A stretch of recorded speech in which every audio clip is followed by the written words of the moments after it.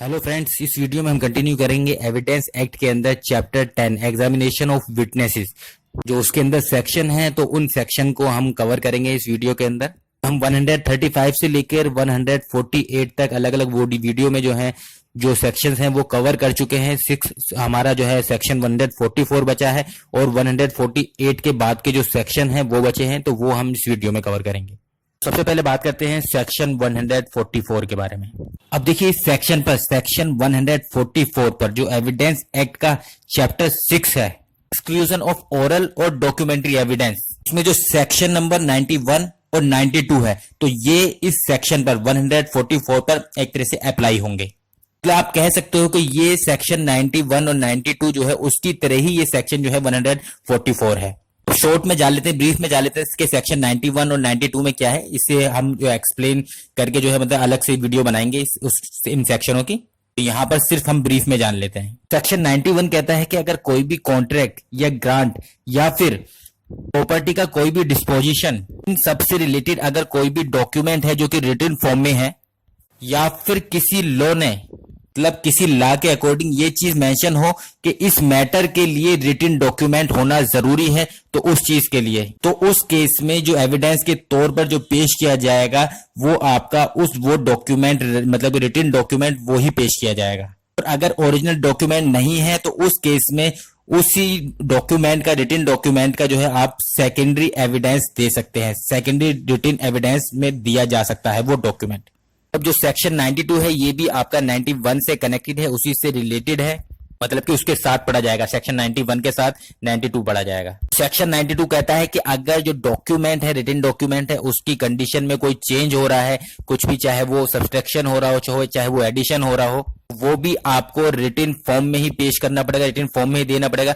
Oral में उस चीज को पेश नहीं कर पाएंगे, उस चीज को ओरल फॉर्म में पेश नहीं किया जा सकता। अब बात करते हैं सेक्शन 144 की। तो सेक्शन 144 भी यही कहता है कि जब कोई विटनेस जो है एग्जामिनेशन के टाइम पर, कोई विटनेस जो है गवाही दे रहा है और गवाही में वो किसी कॉन्ट्रैक्ट से रिलेटेड, किसी ग्रांट से रिलेटेड, मतलब ग्रांट मतलब किसी दान से, गिफ्ट से रिलेटेड, या प्रॉपर्टी के डिस्पोजिशन से रिलेटेड कोई एविडेंस दे रहा है, तो उस टाइम पर जो कोर्ट है ओरल एविडेंस दे रहा है, तो उस टाइम पर जो कोर्ट है वो उससे पूछ सकती है क्या इस चीज से, इन चीजों से रिलेटेड आपके पास रिटन डॉक्यूमेंट नहीं है, या फिर किसी डॉक्यूमेंट के ऐसे कंटेंट की बात कर रहा है कि जिसे कोर्ट की ओपिनियन में जो है उस डॉक्यूमेंट को कोर्ट में पेश किया जाना चाहिए था।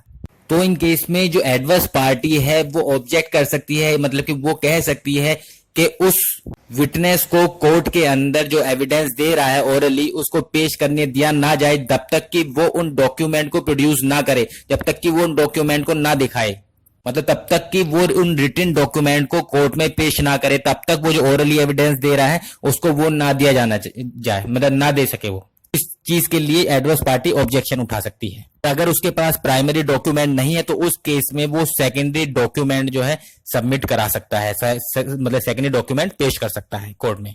तो ये सेक्शन 144 सिंपल कहता है कि अगर आपके पास किसी चीज से रिलेटेड, आपके किसी मैटर से रिलेटेड अगर कोई भी रिटन डॉक्यूमेंट है, तो पहले रिटन डॉक्यूमेंट आप पेश करिए, ओरल एविडेंस मत दीजिए, पहले आप रिटन डॉक्यूमेंट पेश करिए, उससे रिलेटेड तब एविडेंस दीजिए। और उस रिटन डॉक्यूमेंट के अगर प्राइमरी जो एविडेंस है वो खो गया है, प्राइमरी डॉक्यूमेंट खो गया है, तो आप सेकेंडरी एविडेंस दे सकते हैं, मतलब कि उस डॉक्यूमेंट की जो कॉपी है वो भी आप कोर्ट में पेश कर सकते हैं अगर कोई रीजन है, सफिशिएंट रीजन है कि वो प्रोड्यूस नहीं किया जा सकता जो ओरिजिनल कॉपी है उस केस में।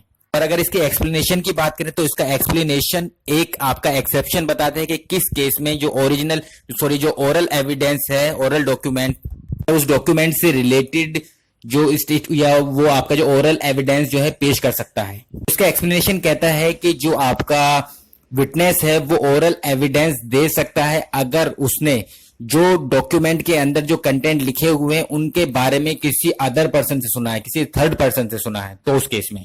तो अगर विटनेस ने मतलब कि जो डॉक्यूमेंट के अंदर जो चीज लिखी गई है उन चीजों को किसी और थर्ड पार्टी को कहते हुए सुना है, तो उस टाइम पर वो ओरल एविडेंस पेश कर सकता है विटनेस। अगर इसे एग्जाम्पल की हम बात करें तो इसमें एक इलस्ट्रेशन दे रखा है, ए के ऊपर जो है मुकदमा चलता है असोल्ट का, कि उसने बी के साथ असोल्ट किया, मतलब बी के साथ जो है उसने कोई मारपीट, हाथापाई ये की है। जो सी पर्सन है उसे एज ए विटनेस जो है पेश किया जाता है। अब सी कहता है कि उसने ए को ये डी से कहते हुए सुना था कि बी ने जो है उसको चोर कहा है, वो इसका बदला जरूर लेगा। इस केस में जो स्टेटमेंट ए के द्वारा जो है डी से कही गई थी, तो ये एक तरह से रिलीवेंट है फैक्ट से। ये ए का जो असॉल्ट करने का जो मोटिव है उसको दर्शाती हैं। यहां पर मैं एक वर्ड भूल गया हूं कि जो बी ने ए को जो कहा था कि चोर जो कहा था वो एक लेटर के थ्रू कहा था। मतलब बी ने ए को लेटर लिखा था जिसमें वो चोर, उसने लिखा था कि ये चोर है ए। तो अब सी ने ए को ये कहते हुए सुना डी से कि ऐसे ऐसे बी ने उसको एक लेटर लिखा था जिसमें कि उसने उसे चोर कहा था और वो उसका बदला लेगा।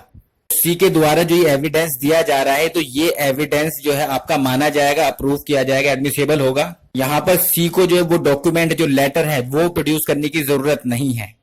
अब सेक्शन 145 से लेकर सेक्शन 148 तक मैं ऑलरेडी वीडियो बना चुका हूं, आप उसको रेफर कर लीजिए। उसके आगे के सेक्शन हम देखते हैं। अब बात करते हैं सेक्शन 149 की। तो सेक्शन 149 से पहले मैं आपको सेक्शन 148 पे थोड़ी सी लाइट डाल देता हूं ताकि आपको थोड़ा सा याद आ जाए कि सेक्शन 148 किस चीज से रिलेटेड है। पूरी डिटेल में जानने के लिए आप जो है वीडियो ऑलरेडी मैं बना चुका हूं, आप उसको देख सकते हैं। सेक्शन 148 से रिलेटेड सेक्शन 148 में था कि कोर्ट जो है कैसे डिसाइड करेगा कि एक विटनेस को किसी क्वेश्चन का आंसर देने के लिए कब उसको कंपेल किया जा सकता है, मतलब कब उसको बाध्य किया जा सकता है, विवश किया जा सकता है, इसके बारे में बात करता था। तो सेक्शन 149 कहता है कि किसी विटनेस को एग्जामिनेशन के टाइम पर आप जो है ऐसा क्वेश्चन नहीं पूछा जाएगा उससे इसमें कि उसके कैरेक्टर के ऊपर कोई सवाल आ रहा है, मतलब उसके कैरेक्टर पर जो हम आरोप लगा रहे हैं वो अनरीजनेबल ग्राउंड पर हम लगा रहे हैं, तो ऐसे क्वेश्चन नहीं पूछे जाएंगे। एग्जाम्पल के तौर पे अगर बात करें, अगर कोई विटनेस आता है, अब हमें पता नहीं है, उसके बारे में कुछ भी नहीं जानते हैं, हम उससे कह देंगे क्या आप डकैत हैं, या फिर आप उनके क्या आप चोर हैं, या आपने कुछ रेप किया है, इस टाइप के हम जो क्वेश्चन पूछेंगे तो ये मतलब कि बिना किसी रीजनेबल ग्राउंड के जो है ये क्वेश्चन है, तो इस टाइप के क्वेश्चन जो है नहीं पूछे जाने चाहिए विटनेस से। और अगर रीजनेबल ग्राउंड है तो उस टाइम में जो है क्वेश्चन पूछा जा सकता है। एग्जाम्पल के तौर पे अगर बात करें, अगर वकील को पहले ही पता है, किसी इंफॉर्मेशन से पता चल जाता है कि जो विटनेस है वो कोई डकैत है, कोई चोर है, या वो रेपिस्ट है, या पहले कोई आपका वो जेल जा चुका है, तो वो उनसे रिलेटेड जो है क्वेश्चन पूछ सकता है कि वो पूछ सकता है कि आप डकैत हैं, या आपने कोई रेप किया है, या फिर पहले इस टाइप के क्वेश्चन वो पूछ सकता है। वो रैंडमली ऐसे क्वेश्चन नहीं पूछेगा जो कि उसको पता नहीं है, कोई भी इंफॉर्मेशन नहीं है, तो ऐसे क्वेश्चन नहीं पूछे जाएंगे। बात करते हैं सेक्शन 150। तो सेक्शन 150 बताता है कि कोर्ट क्या प्रोसीजर फॉलो करेगा अगर ऐसे क्वेश्चन पूछे जाएंगे जो कि विदाउट रीजनेबल ग्राउंड के होंगे, जो कि हमने सेक्शन 149 में आपके बात करिए। तो अगर इस टाइप के क्वेश्चन पूछे जाएंगे तो उस केस में जो कोर्ट है, न्यायालय है, क्या प्रोसीजर आपका अपनाएगी। तो 150 कहता है कि उस केस में जो कोर्ट है वो आपका जो हाई कोर्ट है उसको उस चीज की रिपोर्ट करेगा, या फिर जो अदर अथॉरिटी है जिसके अंतर्गत रहकर वो प्लीडर, वो वकील, या फिर वो अटॉर्नी या बैरिस्टर अपना जो है प्रोफेशन चला रहा है, तो उस अथॉरिटी को वो चीज उस चीज की रिपोर्ट करे। अब बात करते हैं सेक्शन 151। तो सेक्शन 151 बात करता है कि अगर कोई इनडिसेंट या फिर स्कैंडलस टाइप नेचर के जो क्वेश्चन है अगर विटनेस से वो पूछे जा रहे हैं, तो कोर्ट चाहे तो ऐसे क्वेश्चन को वो मना कर सकता है कि ऐसे क्वेश्चन ना पूछे जाएं विटनेस से। पर ऐसे क्वेश्चन अगर जो फैक्ट इन इशू है उससे डायरेक्ट रिलेटेड है, रिलीवेंट है, या मैटर से रिलीवेंट है, या फिर जो फैक्ट इन इशू है या फिर मैटर है उसको करने के लिए, उसके एग्जिस्टेंस को जानने के लिए उन क्वेश्चनों का पूछा जाना जरूरी है, नेसेसरी है, तो उस केस में जो है कोर्ट इजाजत दे सकता है कि आप ऐसे क्वेश्चन पूछ सकते हैं। एग्जाम्पल के तौर पे अगर किसी औरत से ये पूछा जाए या आदमी से कि ये आपका जो है इलेजिटिमेट चाइल्ड है या इलेजिटिमेट चाइल्ड है, इस टाइप से रिलेटेड क्वेश्चन पूछे जाएं तो ये क्वेश्चन जो है मना है। पर अगर इनका नेसेसरी है, जरूरी है कि ये जो फैक्ट इन इशू है उससे रिलीवेंट है या उसको मतलब प्रूफ करना जरूरी है इन टाइप के क्वेश्चनों से, तो ऐसे क्वेश्चन पूछे जा सकते हैं। अगर सेक्शन 152 की बात करें तो सेक्शन 152 कहता है कोर्ट ऐसे क्वेश्चन को भी फॉरबिड कर सकती है जिन क्वेश्चनों का इंटेंशन जो है, उद्देश्य जो है सिर्फ जो विटनेस है उसको इंसल्ट करना है या फिर उसको अनॉय करना है, मतलब बस परेशान करना उसका पर्पस है। तो ऐसे क्वेश्चन पूछने के लिए भी जो है कोर्ट मना कर सकती है कि ये अनावश्यक क्वेश्चन है, ऐसे क्वेश्चन ना पूछे जाएं। अब बात करते हैं सेक्शन 153 की। तो सेक्शन 153 कहता है कि जब एक विटनेस से एक क्वेश्चन पूछा जाता है तो क्वेश्चन इसलिए पूछा जा रहा है ताकि उस विटनेस की जो क्रेडिबिलिटी है, मतलब कि जो उसकी सत्यवादिता है, उसको कम कर सकें। उस विटनेस के कैरेक्टर को पर आरोप लगाकर, मतलब कि उस विटनेस के कैरेक्टर को इंजर कर उसके द्वारा जो एविडेंस दिया गया है उसकी क्रेडिबिलिटी को कम किया जा सके। अगर इस टाइप का क्वेश्चन पूछा जा रहा है किसी विटनेस से, उस केस में उस विटनेस के द्वारा उस क्वेश्चन का जो भी आंसर दिया जाएगा उसके आंसर को कॉन्ट्रडिक्ट करने के लिए कोई भी एविडेंस पेश नहीं किया जा सकता है। मतलब जो भी विटनेस ने बोला है, जो भी आंसर दिया है, उसको गलत साबित करने के लिए कोई भी एविडेंस जो है पेश नहीं किया जा सकता है। अगर वो विटनेस जो है गलत आंसर देता है उस क्वेश्चन का, उस केस में उस विटनेस पर बाद में गलत एविडेंस पेश करने का जो है चार्ज चलाया जा सकता है आईपीसी के सेक्शन 193 के अंतर्गत। और इस चीज को इस एग्जाम्पल के से थ्रू हम समझें तो सपोज करिए किसी पर्सन ने इंश्योरेंस पॉलिसी ले रखी है और उस पर्सन ने कभी एक फ्रॉड क्लेम आपका फाइल किया था उस इंश्योरेंस कंपनी के अगेंस्ट, उस इंश्योरेंस पॉलिसी के अगेंस्ट किसी टाइम। अब वही पर्सन जो है किसी और केस में जो है मतलब कि विटनेस के तौर पर पेश होता है, तो वहां पर वकील उससे पूछता है उस चीज के बारे में कि क्या आपने उस इंश्योरेंस कंपनी की पॉलिसी थी, आपने क्या वहां पर जो है एक फ्रॉड क्लेम नहीं अप्लाई किया था। जो विटनेस होता है वो विटनेस मना करता है कि नहीं, मैंने नहीं किया था। वकील क्या करता है कि एविडेंस पेश करता है कोर्ट के सामने कि ये एविडेंस है, इसने ऐसे ऐसे ये फ्रॉड क्लेम किया था वहां पर उस इंश्योरेंस कंपनी में। ये जो एविडेंस है ये आपका इनएडमिसिबल होगा। इस एविडेंस को जो है कोर्ट एडमिसिबल नहीं मानेगा। एक एग्जांपल और लेते हैं। सपोज करिए कोई विटनेस है, विटनेस से वकील पूछता है कि तुम जो उस कंपनी में काम करते थे, उस कंपनी में डिसऑनेस्टी की वजह से तुम्हें जो है उस कंपनी से निकाल नहीं दिया था क्या? तो जो विटनेस होता है वो इस चीज को डिनाई कर देता है, मना कर देगा, नहीं ऐसा नहीं था। वकील जो है कोर्ट के सामने इस चीज के लिए एविडेंस मतलब पेश करता है, तो कोर्ट इस एविडेंस को जो है एडमिसिबल नहीं मानती है, उसको जो है एविडेंस नहीं पेश मतलब कि एक्सेप्ट करेगी उसको। पर इस सेक्शन के जो है दो आपके एक्सेप्शन भी हैं, तो उन दोनों एक्सेप्शन की बात करते हैं। पहले एक्सेप्शन की बात करते हैं। तो पहला एक्सेप्शन है कि अगर जो विटनेस है, विटनेस से वकील पूछता है कि आप जो है पहले प्रीवियस कन्विक्ट नहीं हुए थे इस ऑफेंस के लिए, इस क्राइम के लिए, और जो आपका विटनेस है वो उस चीज के लिए डिनाई कर देता है, मना कर देता है, तो उस केस में आपका जो वकील है, जो बैरिस्टर है, जो प्लीडर है, वो उसके अगेंस्ट एविडेंस पेश कर सकता है कि ये प्रीवियसली जो है कन्विक्ट किया गया है इस ऑफेंस के लिए, किसी भी ऑफेंस के लिए। सेकंड एक्सेप्शन है कि जब विटनेस से पूछा जाता है कि उसकी इम्पार्शियलिटी से रिलेटेड कोई भी मतलब क्वेश्चन पूछा जाता है और वो डिनाई कर देता है, उस केस में वो कॉन्ट्राडिक्ट किया जा सकता है। एग्जाम्पल के तौर पे अगर बात करें, सपोज करिए ए कोई पर्सन है, वो एज ए विटनेस कोर्ट के अंदर पेश होता है और वो बी के विरुद्ध, बी के अगेंस्ट जो है मतलब कि विटनेस पेश हुआ है। तो वकील, बी का जो वकील है वो पूछता है ए से, क्या आपके और बीच में कोई लड़ाई तो नहीं है, ऐसे ऐसे लड़ाई हुई थी उस टाइम पर? तो वो मना करता है कि नहीं, हमारे बीच में कोई भी लड़ाई नहीं है। उस केस में जो है बी का वकील जो है उसके अगेंस्ट जो है मतलब कि वो प्रूफ कर सकता है ये चीज कि ये जो प्रेजेंट हुआ है कोर्ट में, जो विटनेस गवाही दे रहा है ए के खिलाफ, इसलिए दे रहा है क्योंकि उससे कोई खुंदस है या कोई लड़ाई उनके बीच में चल रही है आपसी, इसलिए। तो ये था आपका सेक्शन 153। इसका एक एग्जाम्पल और हम देख लेते हैं। इस एग्जाम्पल में ये कि ए जो है ए ने ये कहा था कि उसने बी को लाहौर में देखा था उस दिन। ए जब विटनेस के तौर पर कोर्ट में आता है तो उससे जो है उसका वकील पूछता है बी का कि क्या उस दिन आप कोलकाता में तो नहीं थे? ए जो है वो डिनाई कर देता है कि नहीं।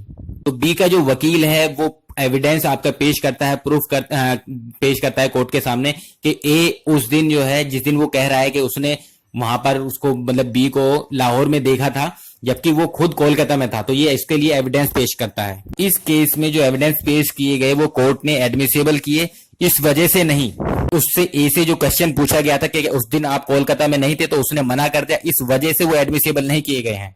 बल्कि इसलिए कि जो कि एलिज्ड फैक्ट था कि जो ए ने कहा था कि उसने उस दिन बी को लाहौर में देखा था, इस वजह से।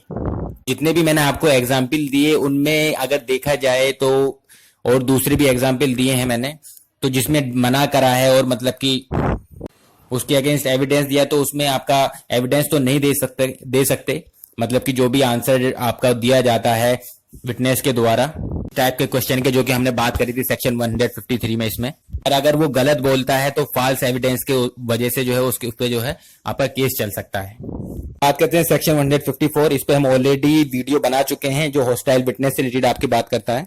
अब बात करते हैं सेक्शन 155 की। सेक्शन 155 बात करता है इम्पीचिंग क्रेडिट ऑफ विटनेस। इसका मतलब है कि जो विटनेस है, विटनेस के द्वारा जो एविडेंस पेश किया गया है, एविडेंस दिया गया है, बातें बताई गई हैं, उसके द्वारा जो बातें बताई गई हैं उसके विटनेस के क्रेडिबिलिटी को एक तरह से कम करना, ताकि जो उसके द्वारा एविडेंस दिया गया है उसकी वैल्यू कम हो जाए। सेक्शन 155 कहता है कि जो विटनेस है उसके क्रेडिट को इम्पीच किया जा सकता है, चुनौती दी जा सकती है। किसके द्वारा चुनौती दी जा सकती है? एडवर्स पार्टी के द्वारा, या फिर जिस पार्टी ने उस विटनेस को बुलाया है वो कोर्ट की परमिशन लेने के बाद, कंसेंट लेने के बाद जो है वो उसके जो है चुनौती दे सकती है उसकी विश्वसनीयता पर। मतलब कि वो विटनेस जो है विश्वास करने योग्य है या नहीं है।